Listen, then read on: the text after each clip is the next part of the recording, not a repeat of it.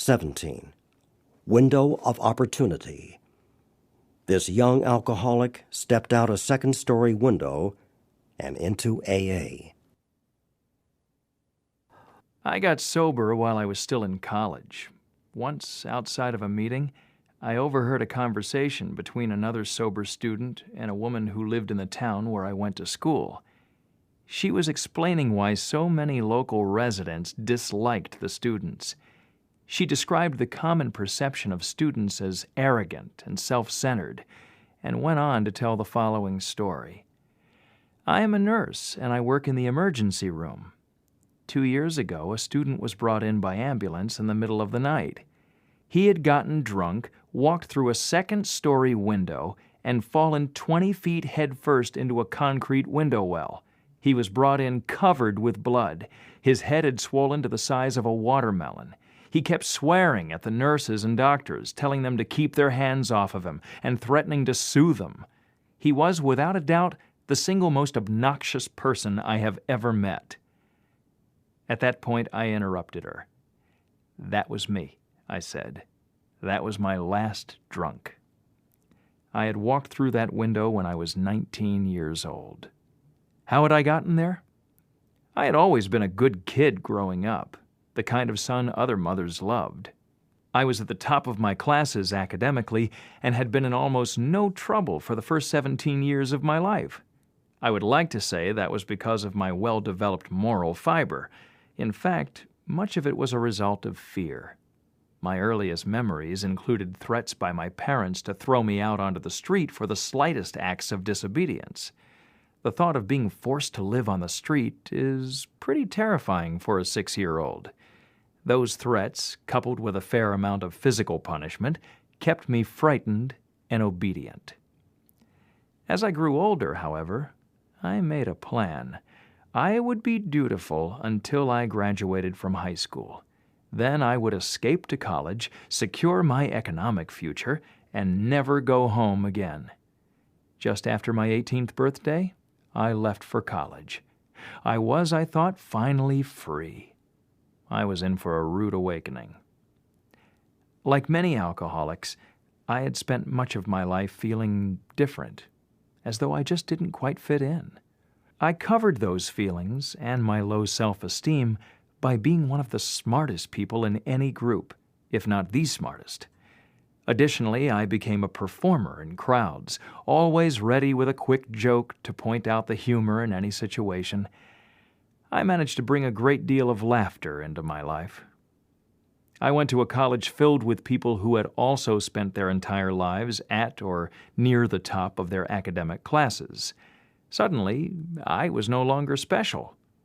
To make matters worse, many of them had what I only dreamed of: money. My family was strictly working class, struggling to get by on what my father earned. Money had always been a big issue, and I equated it with security, prestige, and worth. My father was fond of saying that the sole purpose of life is to make money. I had classmates whose names were household words that connoted wealth. I was ashamed of my family and ashamed of myself. My shaky confidence crumbled. I was terrified of being found out. I knew that if others discovered who I really was, they wouldn't like me, and I would be left alone, worthless and alone. Then I discovered alcohol. I had tried it a few times in high school, but never enough to get drunk. I knew that getting drunk meant being out of control. My escape plan required that I always keep my wits about me. I was too afraid to be out of control. When I got to college, however, that fear left me. In order to fit in, I pretended at first that I had as extensive a drinking history as any of my classmates. It was not long before my history surpassed everyone's. My drinking career was short and destructive, and my alcoholic progression was very fast. I got drunk for the first time in October. By November, people were willing to wager money that I could not go 1 week without a drink. I won, and in celebration, drank myself sick. By January, I was a daily drunk, and by April, a daily drug user as well. I didn't last too long. As I look back on that period, I realize how true it is that one of the primary differences between alcoholics and non-alcoholics is that non-alcoholics change their behavior to meet their goals, and alcoholics change their goals to meet their behavior. Everything that had been important to me, all of my dreams, goals, and aspirations were swept away in a wave of booze. I realized quickly that I could not drink and function at any high level. That did not matter. I was willing to give up anything so that I could keep drinking. I went from being a solid A student to nearly flunking out of school, from being anointed a class leader to being shunned as a pariah. I almost never went to class and did little of the required reading. I never attended any of the many cultural events sponsored by the college. I forsook everything that makes college worthwhile in favor of drinking. Occasionally, some sliver of pride would work its way through the chaos, resentment, and fear and cause me to look at my life. But the shame was too great, and I would drive it back down with bottles of vodka and cases of beer. Because my college was fairly small, it did not take long for me to come to the attention of the college deans. It was under their watchful eyes that I first agreed to enter counseling. While the administration saw this as an opportunity to help a troubled student, I saw it as a bargain. I would go to counseling to make them happy, and they would owe me one. Not surprisingly, the counseling had no effect. My daily drinking continued unabated. About a year later, I realized that I was in trouble. I had failed a class during the winter term. I had rarely attended and had not turned in the term paper on which 50% of our grade was based. The spring term was looking equally bleak. I was enrolled in a class that I had attended only once. I had not written any of the required papers or bothered to show up for the midterm examination. I was bound for failure and expulsion. My life had become unmanageable, and I knew it. I went back to the dean who had guided me into counseling, and for the first time admitted to myself and to someone else that I had a problem with alcohol. I didn't think I was an alcoholic. I wasn't even sure what that was. But I knew my life was out of control. The dean allowed me to withdraw from that class the day before the final exam on one condition. I had to enter a treatment center. I agreed. A few days went by. With the pressure lifted, my life did not look so unmanageable. In fact, it looked as if I was back in the saddle. So I thanked the dean for his help, but told him that I would be okay on my own. I did not go to a rehab. 2 weeks later, I walked through a second-story window. After insulting the emergency room personnel, I slipped into unconsciousness, where I remained for 5 days. I awoke in a neck brace with complete double vision. My parents were furious. I was flown home, and the future looked bleak. God's timing, however, is impeccable. My college had a long history of drinkers, including Dr. Bob. At the time of my accident, the deans were assessing how to respond to student alcohol abuse and were waiting to try out their latest idea, Alcoholics Anonymous. I was the test case. They told me in no uncertain terms that I would never get back into this college unless I went to AA. Under that pressure, I went to my first meeting. Looking back, that may have been the first healthy decision I ever made with respect to alcohol. One definition of a bottom is the point when the last thing you lost or the next thing you are about to lose is more important to you than booze. That point is different for everyone, and some of us die before we get there. For me, though, it was clear. I was willing to do anything to get back into school. I went to my first AA meeting with absolutely no idea what AA was about. I am from a large Irish Catholic family and have had several relatives in and out of the program. AA, like prison, was shameful, however, and was never discussed. I also had no idea what alcoholism was. I remember a girlfriend once told me that her mother had a drinking problem, but that she was not an alcoholic. Curious, I asked what the difference was. An alcoholic, she told me, is someone who needs to drink alcohol every day, even if it is only one drink. A person with a drinking problem does not have to drink every day, but once she starts, she cannot stop. By that definition, I was an alcoholic with a drinking problem. I was surprised by my first meeting. It was in a church, and whatever I had expected, it was not this. The room was filled with well-dressed, smiling, happy people. No rancid coats or three-day beards.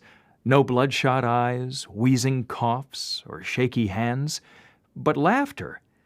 Someone was talking about God. I was sure I was in the wrong place. Then a woman introduced herself and said that she was an alcoholic. I knew then I was in AA.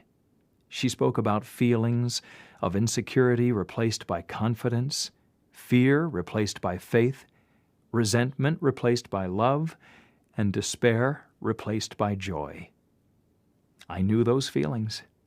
I had insecurity, fear, resentment, and despair. I could not believe it. Here was a person who was happy. It seemed like a long time since I had seen one of those. After the meeting, people welcomed me with open arms and gave me their telephone numbers. The discussion meeting was followed by a speaker meeting where I had my first awakening in AA. The speaker said, "If you're an apple, you can be the best apple you can be, but you can never be an orange." I was an apple, all right, and for the first time I understood that I had spent my life trying to be an orange.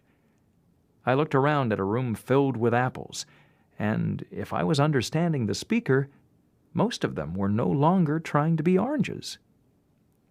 My progress in AA, however, was slow. I refused to go to meetings outside of my neighborhood, which meant that I went only Tuesday and Thursday nights. I always felt better after a meeting. I remember times when something upsetting would happen on a Friday, and I would tell myself, I wish it were Tuesday so I could go to the meeting. No matter how many suggestions I heard and how many rides were offered, however, I simply would not go to meetings on those other nights. People gave me many other good suggestions as well. They suggested that I stay out of relationships. I was young and single, and I rejected this idea out of hand. For the first year, I bounced from one sick relationship to another. They suggested that I get a sponsor. I had no idea what a sponsor was and was too proud to ask, but I was sure I didn't need one. After all, I was smarter than the rest of these people. They might need someone to tell them how to run their lives, but double vision, neck brace and all, I was doing just fine on my own. People suggested that I find a higher power. I was not fooled. I knew when they said higher power, they meant God. And I knew that God waited for me to step out of line just once so that he could take his revenge. I wanted no part of God. With this resistance, I plodded along for a few months. Whenever people asked me how I was doing, I would say, fine, just fine, no matter how hard I was crying inside. Then I reached the crossroads. I was sober about 6 months, and I was not getting any better. I contemplated suicide almost every day. My emotions swung between paralyzing despair and murderous rage, often in the space of a single moment. I was not happy, joyous, or free. I was miserable, and I was sick of it. I decided I had had enough. I went to my Tuesday night meeting fully intent on sharing honestly. I arrived at the meeting, and no one else was there. This meeting, which routinely numbered 20 people, was empty. I waited for a few minutes and was preparing to leave when a man whom I barely knew walked through the door. He suggested that he and I have a meeting. I was sure it was a bad idea. He asked me how I was doing. That was all I needed. The pain, fear, misery, anger, loss, resentment, and despair came pouring out. For the next 45 minutes, I talked at this man who continued to nod his head, smile, and say, "Yeah, I remember feeling that way." For the first time, I made completely honest contact with another human being. I showed someone who I really was without fear of rejection. I took an action that was designed to make me feel rather than just look better. I was met with acceptance and love. When I had finished talking, he told me something simple. "You don't have to drink over it." What an idea! I had thought that situations made me drink. If I was angry, I drank. If I was happy, I drank. Bored or excited, elated or depressed, I drank. Here is a man telling me that independent of my life situation, I did not have to drink. If I stuck with AA, I could stay sober under any and all conditions. He gave me hope, and in many ways, he symbolized the door through which I finally walked into Alcoholics Anonymous. I began to change. I began to pray. I became actively involved in working the steps. I had previously dismissed them as the tools of mental inferiors. Now, I embraced them as the rungs on the ladder to salvation. I began working with a sponsor and became active in my home group. I did not understand how making coffee or cleaning up after meetings could have anything to do with staying sober, but older members told me that service would keep me sober, so I tried it. It worked. My life began to change.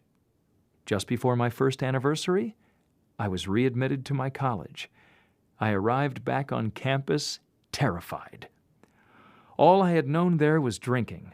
How was I ever going to stay sober under these conditions? The answer was simple. I threw myself into AA. Some very loving people took me under their wings. I had the opportunity to perform a fair amount of 12th step work with other students, and by the time I graduated, there was a thriving AA community at that school.